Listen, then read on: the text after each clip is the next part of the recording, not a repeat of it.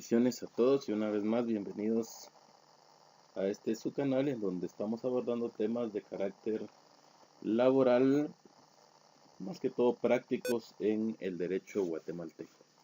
En esta oportunidad pues se me pidió por parte de una amiga muy querida pues abordar un poco el tema relacionado con el daño moral en la materia laboral guatemalteca. Bueno, este tema indudablemente es bastante amplio, bastante novedoso en la praxis guatemalteca, puesto que evidentemente, pues como vamos a ver a lo largo del presente tema, pues no hay algún desarrollo específico como sí hay en algunas legislaciones latinoamericanas y primordialmente en la jurisprudencia anglosajona. Evidentemente, lo primero que tenemos que determinar es qué debemos entender por daño moral.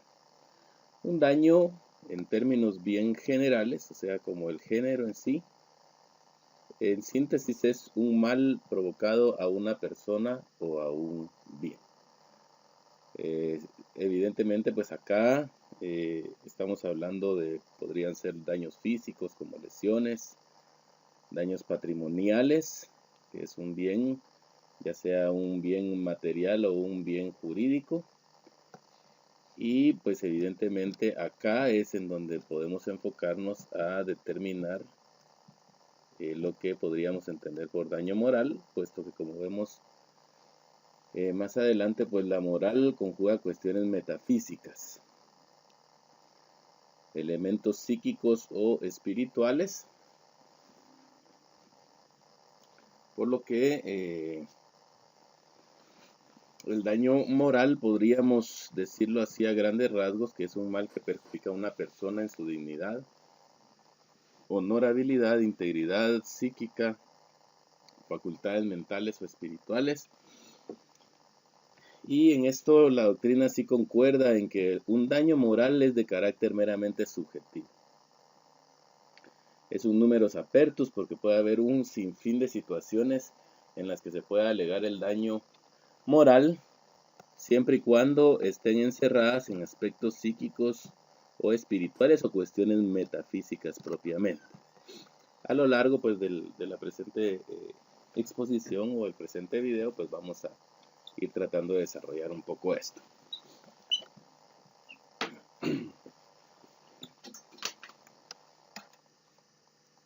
En Guatemala, en la legislación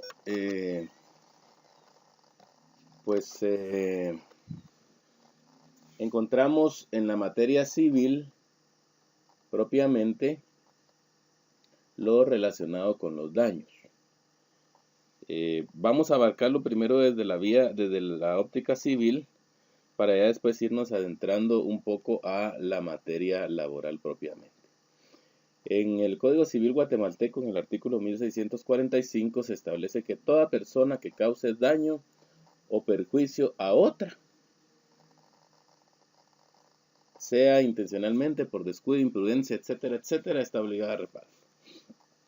Como vemos acá, se regula de una forma bien general. No se refiere a qué tipo de daño. Si es un daño en un bien, un daño de tipo moral, como el que tratamos de desentrañar en este video, un daño físico, etcétera.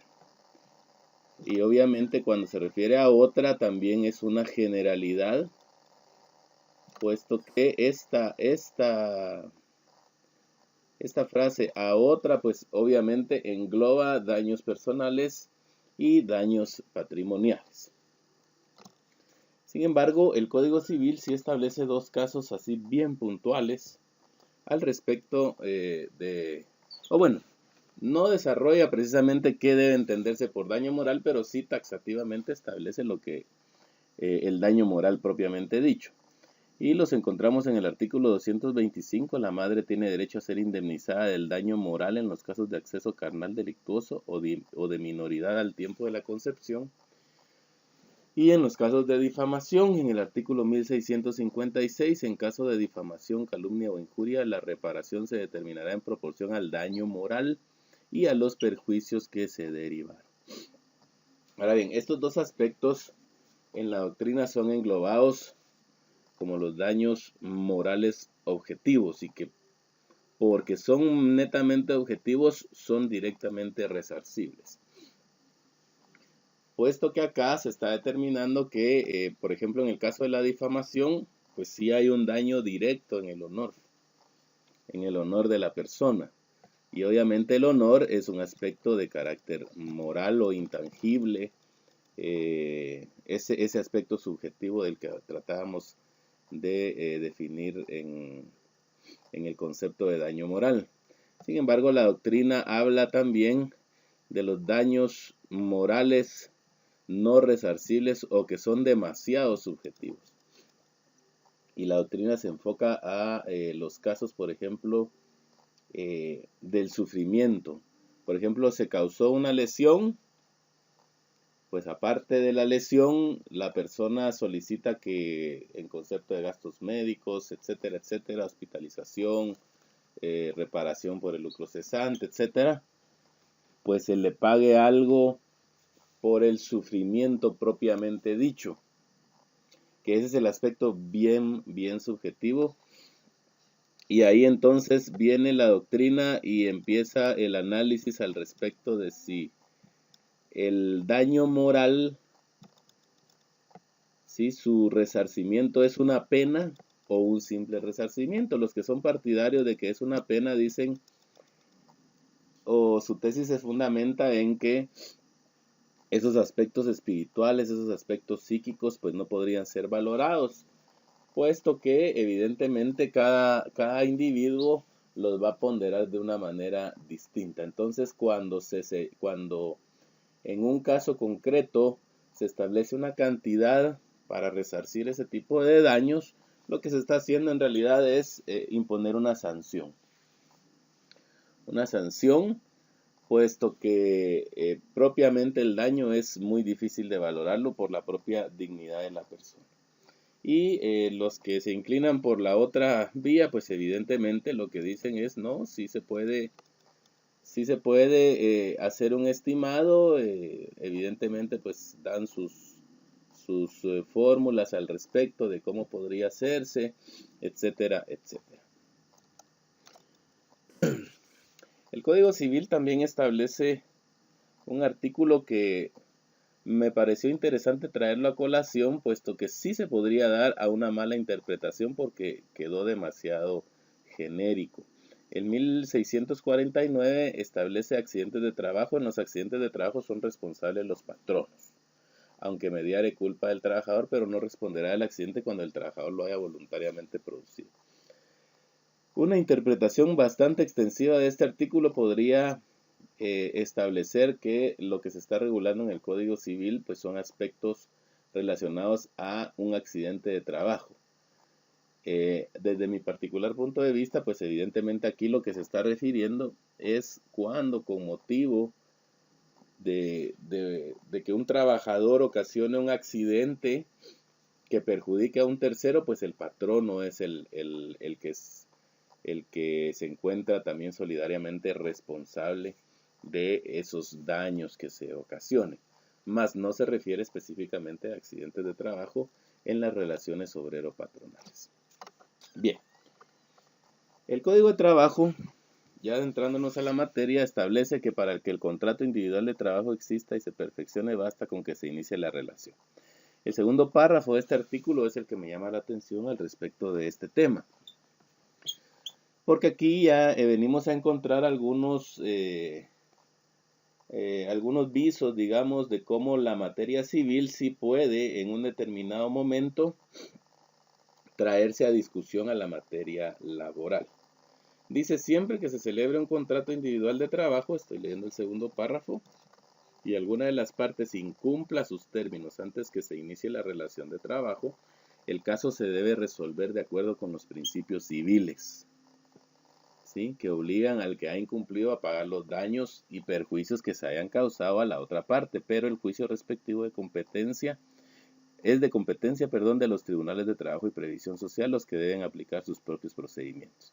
Vemos acá entonces que sí hace una remisión directa a los principios civiles en cuanto a la discusión de daños que puedan generarse de una fallida relación de trabajo intentada entre patrono y trabajador. Ahora bien, acá también la doctrina es muy clara al respecto de señalar dos tipos de responsabilidades, y esto es bien importante tomarlo en consideración cuando se desee plantear la demanda por daños morales o bien defender la no procedencia de estos daños morales. Perdón. Se refiere la doctrina a una responsabilidad contractual y una responsabilidad extracontractual. Es decir, la responsabilidad contractual es aquella que se encuentra establecida taxativamente en un contrato, en este caso civil, o como ya vimos en el artículo 19 de trabajo, y la consecuencia jurídica debe estar inmersa en dicho contrato. Por ejemplo, si en el contrato de trabajo se estableciera que si se incumplen los términos antes de que se inicie la relación de trabajo, pues lo que procederá es una indemnización, ya sea por parte del patrono o del trabajador. Ahí no podemos irnos más allá de lo que esa cláusula contractual establece al respecto de la consecuencia jurídica. No podemos irnos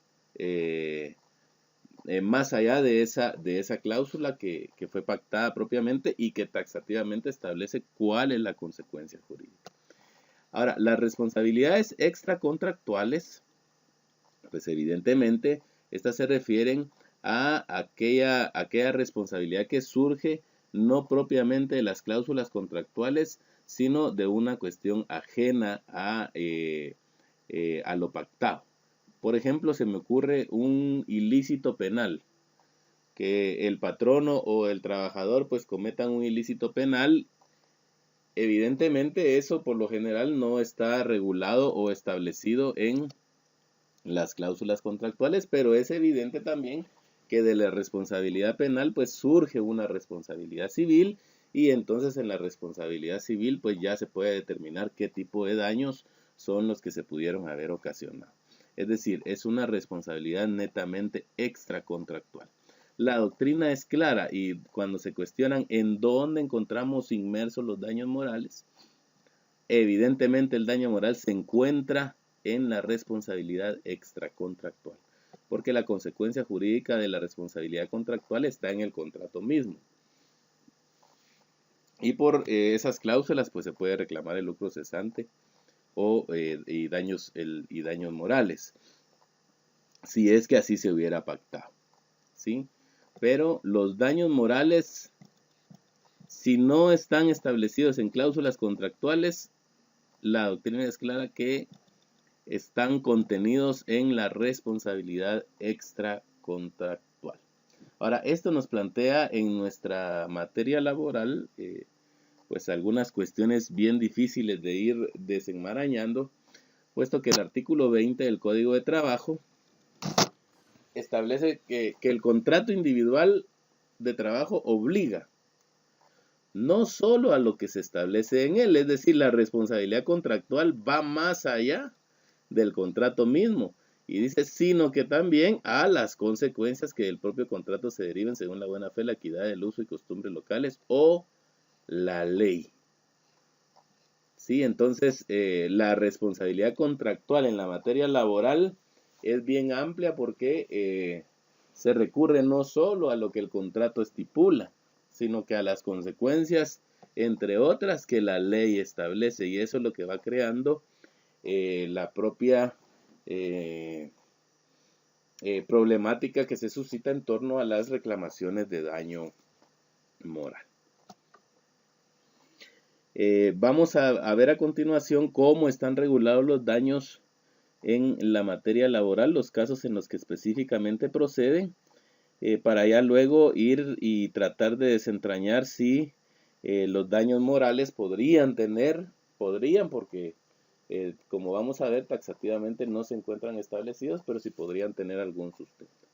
Los daños más comunes, más conocidos, los que más relevancia han tenido en la materia laboral, pues evidentemente son los que se emanan del artículo 78 del Código de Trabajo, que es estos daños y las costas son una institución bastante especial, puesto que si nos detenemos a pensar un poco al respecto de su procedencia, vamos a establecer que estos son una consecuencia jurídica legal de la materia procesal.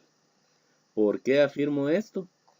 Porque evidentemente la condena en daños y perjuicios y costas judiciales reside en una causa de no probanza dentro del juicio correspondiente o dentro del emplazamiento correspondiente de una causal que haya justificado el despido realizado en contra del trabajador. O sea, es una cuestión de probanza que tiene efectos sustantivos. O sea, es un gallo gallina, podríamos decirlo, entre el derecho sustantivo y el derecho adjetivo laboral.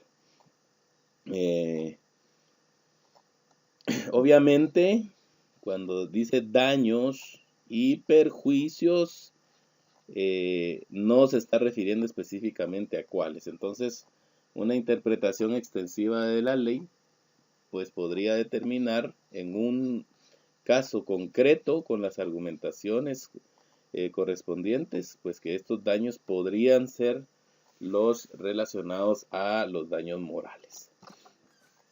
El artículo 80 es otra norma que establece como consecuencia jurídica daños. Acá nos referimos a los casos de despido indirecto propiamente. Y hay que recordar que en todo caso en la materia laboral, aunque no es muy común que suceda, pero es evidente que también puede plantearse demandas por daños en contra de los trabajadores. Y este artículo 80 pues es uno que taxativamente establece esta posibilidad.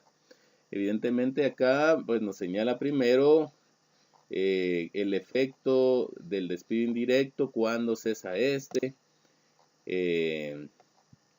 pero esta parte es la que más nos interesa. En el supuesto anterior, el patrono goza del derecho de emplazar al trabajador ante los tribunales de trabajo y previsión social antes de que se transcurra el término de prescripción con el objeto de probarle que abandonó sus labores sin justa causa. Si el patrono prueba esto último, en los casos de contrato por tiempo indefinido, debe el trabajador pagarle el importe del preaviso y los daños y perjuicios que haya ocasionado, según estimación prudencial que deben hacer dichos tribunales.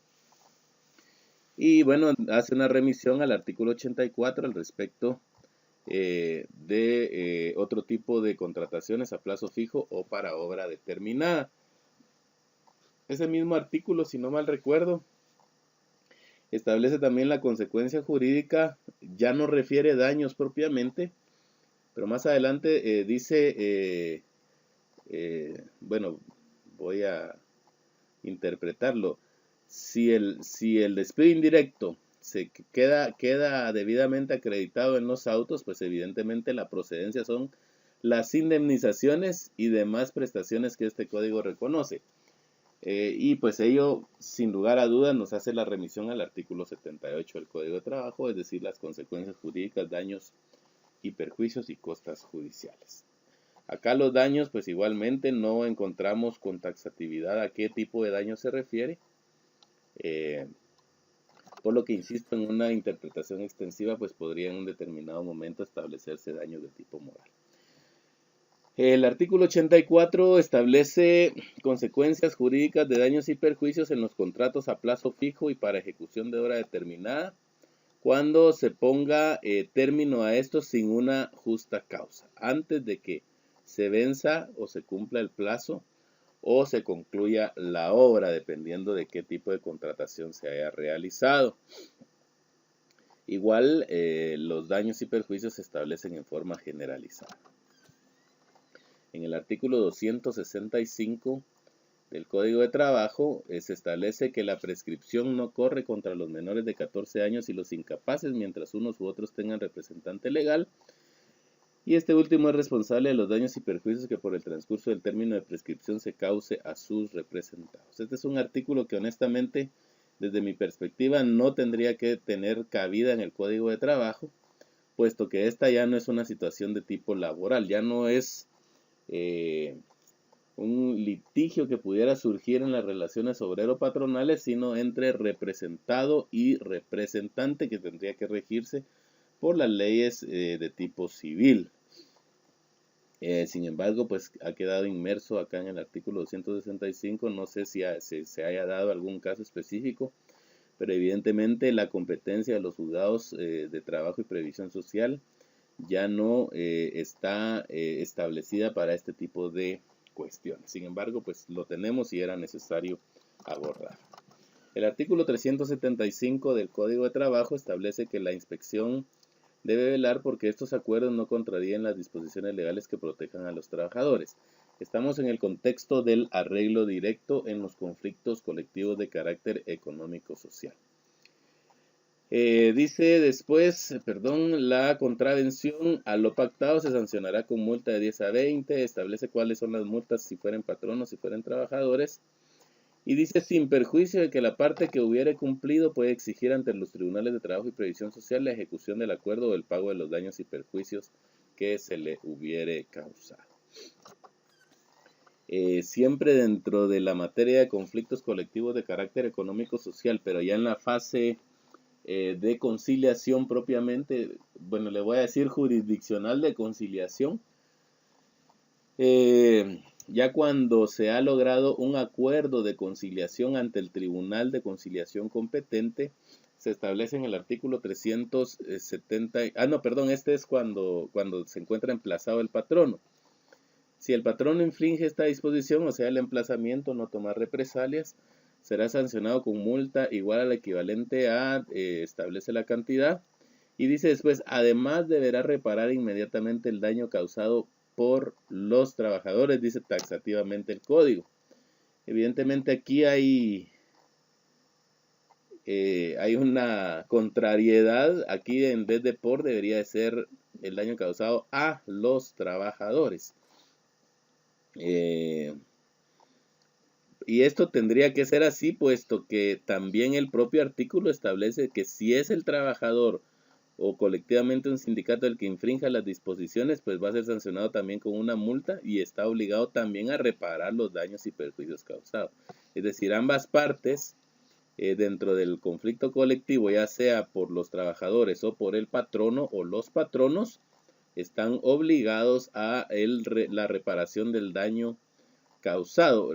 Nótese que en la de los trabajadores solo dice daño causado, mientras que en la de los patronos sí dice daños y perjuicios causados. Pero bueno, a lo que atañe al tema del daño moral, pues tampoco se hace una delimitación y por lo tanto la interpretación a qué se refiere el artículo como tal, como al daño, pues evidentemente es bastante amplia y puede dar lugar a muchas interpretaciones.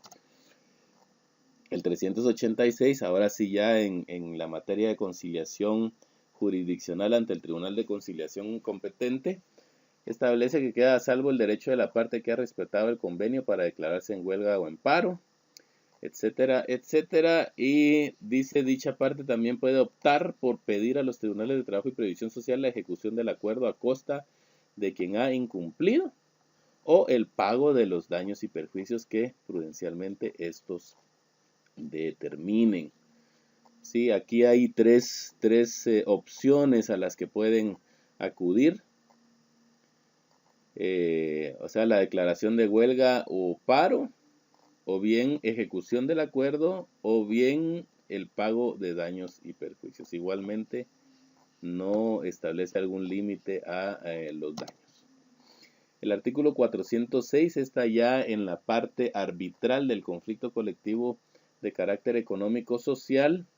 Establece más o menos en similares términos, dice queda a salvo el derecho de la parte que ha respetado el laudo para pedir al respectivo juez de trabajo y previsión social su ejecución en lo que fuere posible y el pago de los daños y perjuicios que prudencialmente se fijen y pues también da opciones, ¿verdad? Pero lo relevante acá es los daños y perjuicios, que es lo que estamos tratando de desentrañar en este video. Nuevamente no hay un límite al respecto de los daños. Ahora, ¿qué ha estimado la Cámara de Amparo y la Corte de Constitucionalidad en algunos casos en concreto? Bueno, evidentemente la materia laboral pues tiene situaciones que realmente crean un caos jurídico.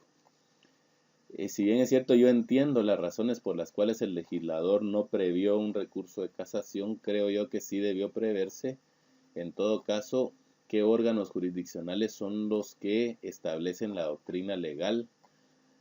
Bueno, en este caso la jurisprudencia, ¿verdad? Que es lo que atañe a la materia ordinaria, puesto que la doctrina pues es materia constitucional.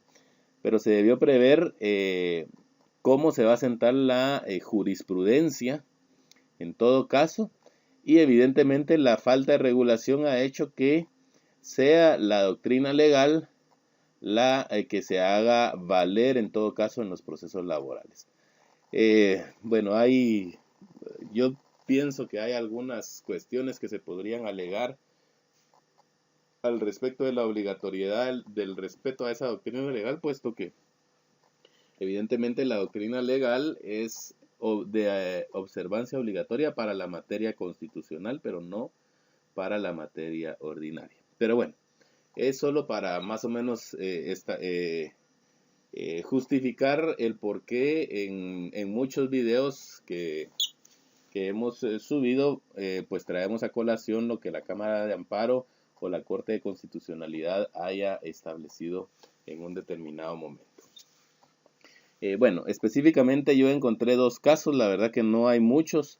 Se ha hecho alegaciones de daños morales en la materia constitucional, lamentablemente solo un caso, la Corte Constitucional sí se expresó con total claridad, expresó su parecer al respecto de los daños morales. En otros, pues lamentablemente se dejó fuera y no logré establecer si se planteó recursos de aclaración o ampliación.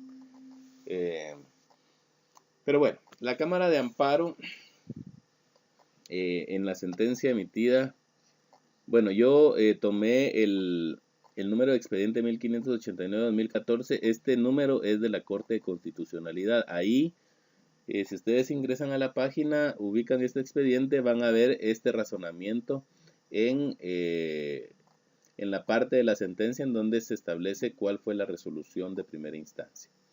Dice, al hacer el estudio correspondiente a los expedientes que conforman los antecedentes del presente amparo, se establece que el juez Acuo fue quien determinó la existencia de una relación laboral sin que el Estado de Guatemala hubiera objetado tal declaratoria.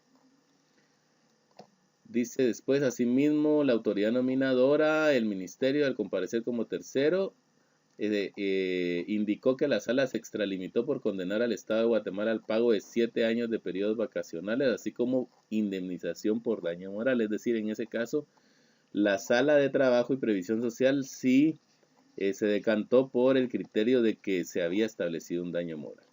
Dice después, sin embargo, de la lectura del acto reclamado se establece que la sala consideró, en relación al agravio que le causa al juez de primera instancia, que el juez de primera instancia no condenó al Estado de Guatemala a pagarle la indemnización por daño moral, lo considerado por el juez Acuo en esta solicitud es correcto y apegado a derecho.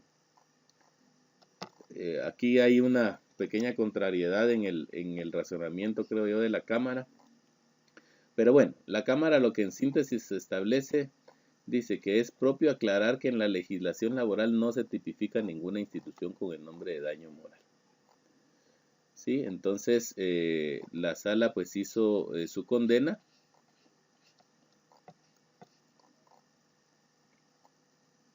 Y dice, como puede apreciarse, lo argumentado por la autoridad nominadora no tiene sustento legal alguno, pues en ningún momento se le condenó al Estado de Guatemala al pago de indemnización por daño moral.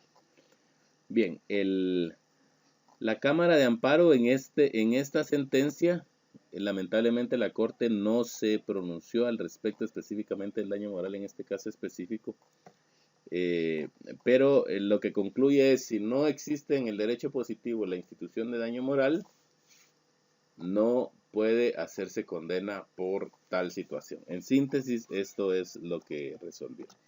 La Corte de Constitucionalidad, aquí está el número del expediente, estableció la quid juris del recurso de apelación que se somete a conocimiento de este tribunal consiste en el hecho de que los órganos jurisdiccionales que conocieron y resolvieron el juicio subyacente absolvieron al demandado del pago del rubro denominado indemnización por daños morales, los que manifiesta el ahora accionante le fueron ocasionados por el empleador al haberlo despedido en forma directa e injustificada, así como por el hecho de que durante todo el tiempo que duró la simulación laboral no pudo contribuir al seguro social, lo que repercutirá en su perjuicio al momento de solicitar las coberturas que el Instituto Guatemalteco de Seguridad brinda.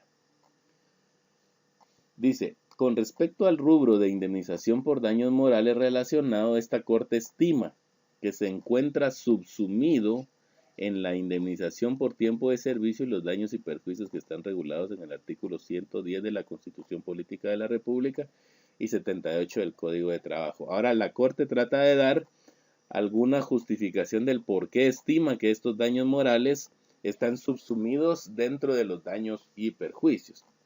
Dice, porque la primera, o sea, la indemnización por tiempo de servicio, tiene como objetivo resarcir el daño que el Estado de Guatemala, en este caso el patrono, le ocasiona al trabajador por la decisión de finalizar la relación laboral sin causa justificada. Y la segunda persigue compensar al dependiente por los daños en su patrimonio y las ganancias ilícitas dejadas de percibir, es decir, los perjuicios, el lucro cesante, que le ocasiona el cese del contrato de trabajo. Así también es atinente señalar que, en cuanto al argumento del postulante consistente en que durante el tiempo que duró la simulación contractual no pudo aportar las cuotas correspondientes al Instituto Guatemalteco de Seguridad Social y que como consecuencia se le ocasionó daño moral que debe ser resarcido, este tribunal estima que esa pretensión no puede acogerse, en virtud que mientras los contratos administrativos estaban surtiendo efecto, efectivamente el empleador no lo reportó como servidor público. Sin embargo, dado que ya se estableció en la jurisdicción ordinaria que lo que realmente existió fue un contrato de trabajo por tiempo indefinido, el interesado tiene la potestad de acudir ante los tribunales de trabajo, obviamente se está refiriendo por medio del proceso de conocimiento en la vía de previsión social, para exigir lo que estime oportuno al respecto. Y que en consecuencia pues que se efectúen los pagos tanto por el empleador como por el trabajador. Bueno, aquí dejó fuera el aspecto porque digamos ahí lo que refiere la Corte es al aspecto de la pensión propiamente del IBS, pero se dejó fuera el análisis al respecto de qué pasa con el daño moral que se alegó por la cuestión médica. Eso definitivamente ya no puede tener un efecto retroactivo, porque evidentemente si lo que se alegó es que se ocasionó un daño moral porque no se pudo acudir a asistencia médica ante el Seguro Social, pues es evidente que eso ya no podría ser conocimiento de un juicio posterior. Pero bueno, la Corte se decanta entonces por el criterio de que la indemnización por daños morales, por esa generalidad a la que nos hemos referido, entendería yo, pues van subsumidos en los daños y perjuicios. Habría que analizar bastante de verdad este criterio, puesto que, bueno, desde mi perspectiva no lo comparto en su totalidad, pero esa generalidad es bastante discutible por la cuestión que es que ya he indicado que según mi particular punto de vista los daños y perjuicios tienen un tinte procesal en la materia laboral, ¿verdad? Entonces eso pues hace que se deba analizar un poco más esa subsunción que dice la Corte de Constitucionalidad que hay de los daños morales en los daños y perjuicios. Bien, a manera de ir concluyendo y aterrizando un poco el tema, es evidente que nosotros en Guatemala pues tenemos una tradición de larga data positivista. Si no aparece taxativamente el derecho en la ley, pues simple y sencillamente no existe, así en términos bien generales. Ahora, los daños morales evidentemente pues podrían tener o podrían ubicarse en la responsabilidad contractual a la que nos referimos cuando, por ejemplo, se establezca en pactos y convenios colectivos de trabajo o en el mismo contrato el daño moral. ¿Sí? Sin embargo, pues en esos casos sí debería encontrarse taxativamente establecido alguna fórmula para hacer su cálculo resarcitorio. ¿Sí? Sin embargo, yo sí quiero resaltar algo que me he podido percatar bueno, diría yo que un solo caso pude ver en los que de alguna manera sí se había fundamentado un poco el aspecto del daño moral, y es porque se alegaba de que el trabajador, al haber sido obligado u orillado a presentar su despido indirecto, se le había ocasionado daños morales, y se había hecho una relación al respecto de por qué se consideraba de que se habían ocasionado ese tipo de daños. El problema radicó en ese caso en que lo que quedó establecido en los autos no fue que la relación haya finalizado por un despido indirecto, sino por una renuncia. Entonces, evidentemente, había quedado sin materia ya la discusión que se tenía al respecto de daños de tipo moral por despido indirecto. Viene esto a colación porque los casos se resuelven no solo por el derecho sustantivo. ¿A qué me refiero con esto? Si es difícil muchas veces accesar a la justicia y obtener fallos favorables cuando el derecho que se alega está expresamente reconocido en la ley. Háblese, por ejemplo, horas extras o ventajas económicas, que bueno, las ventajas no están establecidas taxativamente, pues, pero digamos sí hace la ley una referencia y por lo menos da algunos parámetros que al conjugarse con la doctrina pues puede más o menos ir delimitando el derecho. Evidentemente, cuando hablamos de daños morales que no están taxativamente establecidos, la argumentación y la fundamentación y la probanza en la demanda o bien la no probanza en la contestación de demanda en este tipo de casos, pues deben ser lo más claras y analizadas jurídicamente también. Es decir, muchas veces las demandas en este tipo de casos fallan no por la no existencia de daños morales, sino por la falta de argumentación del por qué estos deben proceder. Así como a los jueces y salas y magistrados se les exige que en sus resoluciones hagan una fundamentación y una argumentación del por qué se concluye una cuestión, creo yo que los litigantes están también, cuando son abogados o cuando cuentan con asesoría de abogado, deben tener también la altura de presentar sus argumentaciones y sobre todo de relacionar los medios de prueba correspondientes. Y es que cuando hablamos de un derecho sustantivo, la verdad que es fácil decir, bueno, es que si lo despiden injustamente procede indemnización. Si lo despiden indirectamente procede indemnización. Si gozó de ventajas económicas, pues le deben pagar el 30% si no hay pacto en contrario. Sí, pero ¿cómo se va a probar esta situación? Desde luego yo no demerito la inversión de la carga de la prueba, pero pregunto, ¿estará de más que se argumente y se pruebe también por parte del trabajador? Yo creo que el litigante debe tener su técnica en el litigio y debe de alguna manera también proveer los insumos a los jueces que van a resolver los casos para tratar de obtener un mayor porcentaje de resolución favorable a los mismos. Y traigo todo esto a colación porque muchas veces solo se dice, es que el juez me dijo que no procedía. Pero nunca o por lo menos es muy difícil escuchar por qué el juez no le dio la razón. ¿Será porque el medio de prueba no era el idóneo? ¿Será que todos los órganos de prueba fueron diligenciados? ¿Sí? ¿O será que simple y sencillamente se valoró mal la prueba por el juez? ¿Será que la argumentación fue pobre? Hay muchos aspectos que pueden en un determinado momento variar la decisión en las disputas judiciales que se someten a conocimiento en la materia laboral. Y eso creo yo que no hay que perderlo de vista en un tema como el de los daños morales, en el que, como ya comenté ese caso al respecto de los daños morales ocasionados por el despido indirecto, ese caso se perdió porque realmente la argumentación estaba buena, pero la probanza dio como resultado otra situación. No un despido indirecto, sino una renuncia.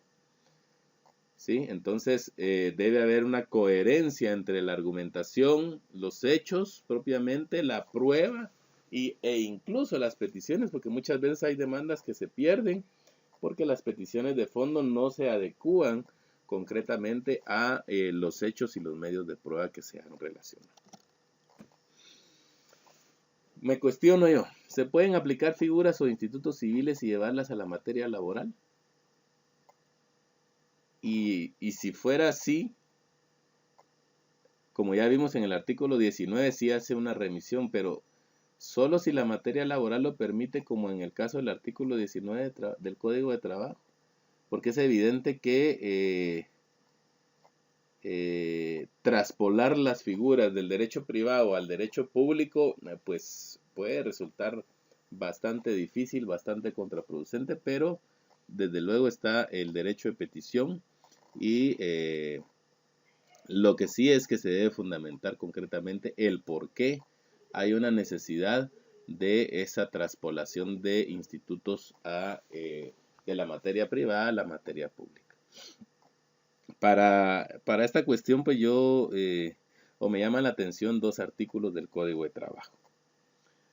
Primero, el artículo 1, porque este establece: el presente código regula los derechos y obligaciones de patronos y trabajadores con ocasión del trabajo, y esta parte es la que me llama la atención, y crea instituciones para resolver sus conflictos. Es decir, en teoría, de conformidad con este artículo, taxativamente lo que nos está diciendo es: miren, las instituciones que establece el Código de Trabajo son las únicas que van a regir para resolver los conflictos. Y pareciera que la frase se refiere a la materia procesal, pero como ya vimos, los daños y perjuicios en algunos casos son materia procesal. Ahora, si este artículo lo contrastamos con el 15, vamos a encontrar una contrariedad. Porque el artículo 15 dice, ahí sí nos hace una aplicación, nos hace valer una supletoriedad: los casos no previstos por este código, por sus reglamentos o por las demás leyes relativas al trabajo, se deben resolver en primer término. A ver, los casos no previstos por este código. Los daños morales, ya vimos que no están taxativamente previstos, aunque sí, como ya indiqué, podría hacerse alusión a que los daños, al no estar delimitados, podría incluir los daños morales. Pero si el criterio fuera de que no se establece taxativamente, el código dice: los casos no previstos por este código se deben resolver en primer término de acuerdo a los principios del derecho de trabajo. Que el derecho de trabajo, pues evidentemente los principios no solo tienen una función directriz, sino una función orientadora, una función normativa propiamente. De acuerdo con los principios del derecho de trabajo. En segundo lugar, de acuerdo con la equidad, que la equidad también es un tema bien amplio. Por ahí voy a subir ya el tema al respecto de principios, porque vamos a desarrollar la guía temática del examen técnico profesional. Pero cuando se habla de equidad, pues podemos dar lugar a muchas situaciones: la costumbre o el uso locales, en armonía con dichos principios. Y por último, de acuerdo, mire, óigase bien, con los principios y leyes de derecho común. Es decir, de alguna forma, el mismo código está dando lugar a que las instituciones de derecho común, que podrían en todo caso ser las del derecho civil que ya hemos visto, pues puedan traerse a discusión a la materia laboral. Sin embargo, como ya indiqué, debe hacerse una correlación. Me pareció a mí atinente pues traer algunos casos recurrentes que ya más o menos los hemos visto acá, pero quisiera dar mi particular punto de vista al respecto de la forma en que se argumenta. Una de las mayores alegaciones cuando se reclaman daños morales es que estos surgen porque no se han enterado las cuotas patronales y laborales. Pero sin embargo, para esta situación, bueno, primero habría que determinar si realmente ahí hay un daño moral solo por el hecho de no poder gozar de una pensión. Porque realmente eso no es un daño moral, ese es un daño económico, un daño pecuniario que ya no entra dentro de la esfera del daño moral. Entonces habría que indicar cuáles fueron esos daños psíquicos, psicológicos, espirituales, de esos valores y cuál es la forma en que deben ser compensados estos. ¿Sí? La consecuencia jurídica de que el patrono no entere las cuotas laborales y patronales al Seguro Social están establecidos en el artículo 4 del Acuerdo 1118 de la Junta Directiva del Seguro Social, el que taxativamente dice las cuotas de trabajadores que por cualquier motivo no hayan sido descontadas de sus salarios serán de cargo exclusivo del patrón. ¿Sí? Insisto, según mi parecer, eso no es un daño moral, es un daño pecuniario. ¿Sí? Se tiene que argumentar por qué existió un daño moral en ese caso, cuál fue el daño causado. Desde mi particular punto de vista, y por eso hacía mucho énfasis en la cuestión argumentativa, pero también la probatoria, debería de ofrecerse la prueba pertinente para demostrar esos daños. Un perito, por ejemplo, que pudiera determinar, bueno, se alteró la psique del trabajador, por ejemplo, y que taxativamente se ilustre a los jueces por qué se llega a esa conclusión, por ejemplo. Como ya dije, pues esto sería un daño pecuniario, salvo que se alegue que aparte de los gastos se sufrió el daño moral por la circunstancia misma en que se prestaron los servicios. El otro caso, pues es el que ya he señalado, por haberle obligado a renunciar o por haberle obligado a hacer valer un despido indirecto. Que yo no digo que no se pueda hacer la alegación correspondiente, pero por la forma en que se han argumentado las demandas, yo realmente también veo un poco difícil que puedan prosperar los daños morales. Deben establecerse qué tipo de daño moral fue el que se causó. Evidentemente, acá en la falta de pago de cuotas patronales y laborales al Seguro Social, evidentemente ahí se está ocasionando un daño, pero ¿es daño moral? Según mi criterio, no. ¿Tiene una consecuencia jurídica? Hay una consecuencia jurídica. Esa consecuencia jurídica no es un resarcimiento de daños, porque por lo general lo que se alega es que esas cuotas patronales y laborales deben ser entregadas al trabajador, y eso es contrario incluso a la ley, porque la ley establece la obligatoriedad de pago. ¿Sí? Y en todo caso, pues como ya indiqué, desde mi peculiar punto de vista, la probanza en estos casos es importantísima. La prueba de dictamen de expertos no puede dejarse de lado en un caso de daño moral, porque es por medio de esa prueba, según yo, sería la prueba reina, en esos casos en los que surja la litis con relación a esos daños morales, porque es el experto, el único que podría ilustrar al juez en qué consistió el daño moral. ¿Qué fue lo que se dañó? ¿Se dañó el honor? ¿Se dañó la dignidad? ¿Se dañó la psique? ¿Qué sé yo? La espiritualidad. Ese elemento metafísico que evidentemente lo tenemos todos los individuos, pero debe establecerse con claridad por qué se considera que se dañó, para que el juez esté en todo caso en una posición jurídica ya de poder tener por acreditado en él la sentencia que efectivamente se ocasionó ese daño de tipo moral, tipo metafísico, que no es ni pecuniario, que no es ni laboral y que no es en contra de un bien, sino que es propiamente moral, y que entonces el juez también ya está en posición de establecer cuál va a ser la forma en que deba ser resarcido dicho daño. Bien, es todo cuanto deseo transmitirles en este video. Esperaría sus comentarios que pudieran enriquecer evidentemente el tema. Hasta luego y bendiciones para todos.